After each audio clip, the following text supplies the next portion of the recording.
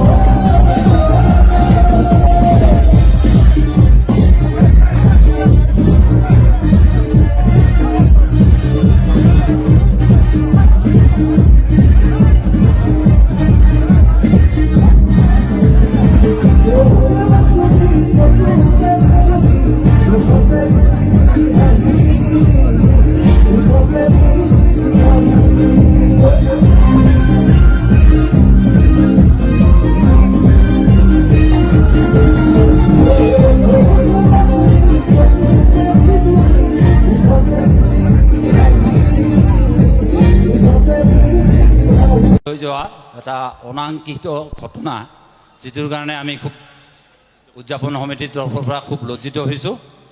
আৰু সেয়ে আমাৰ মৰমৰ ভাইটি মৌচুম গগৈ তথা কলা কুশলী শিল্পীসকল সকলোৰে ওচৰত আমি জেলকাজাৰ পাতগিৰিপাৰা ৰঙালী বিহু উদযাপন সমিতিৰ তৰফৰ পৰা আমি ক্ষমা প্ৰাৰ্থনা মাগিছোঁ।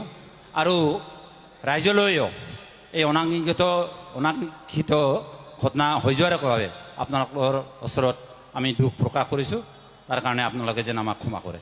ধন্যবাদ। নাই অশোক দা, একো নাই। আপুনি কিয় ক্ষমা খুজিছে? একো ক্ষমা খুজিবলগীয়া একো নাই। নাই তেনেকুৱা মানুহ